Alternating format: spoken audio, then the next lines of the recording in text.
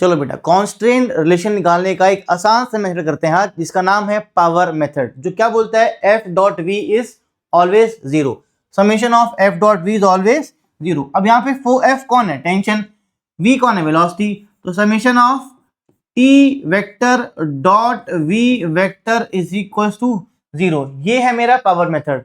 इसमें क्या करना होगा हमें, देखो आइडेंटिफाई करो ब्लॉक ए पिक को, देखो ब्लॉक ए, ये मेरा ब्लॉक ए है, ये कहाँ जा रहा है, अपर डायरेक्शन में, ठीक है। तो इसकी वेलोसिटी कहाँ है, ऊपर, मान ली मैंने वी ए। इस पे टेंशन कहाँ लग रही है, टेंशन ये लग रही है, इधर टेंशन भी इधर लग रही है, टेंशन टी मान लेते हैं, T1 मान लेता हूँ, T1, ठीक है। वी ए को भी V1 लिख लेता हूँ, V1, ठीक है।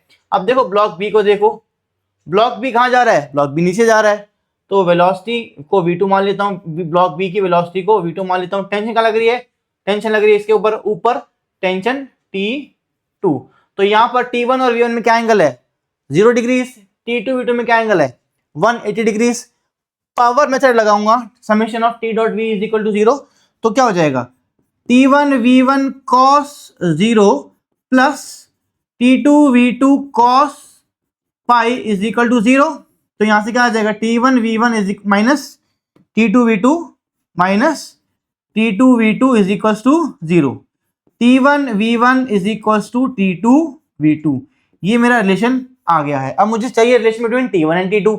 अब ब्लॉक बी को देखो, अगर मेरी पुली मासलेस है, तो ये टेंशन मेरी T1 है, ये क्या हो जाएगी T2 एंड T2।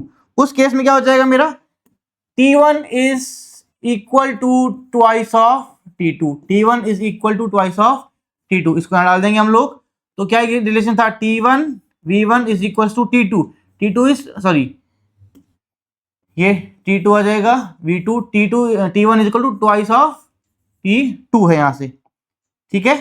तो T2 से T2 कैंसिल, मेरा V2 कितना आ गया, ट्वाइस ऑफ V1। डिफरेंशिएट करूंगा इस इक्वेशन को, तो क्या आ जाएगा, A2 की वैल्यू क्या हो जाएगी, ट्वाइस ऑफ A1।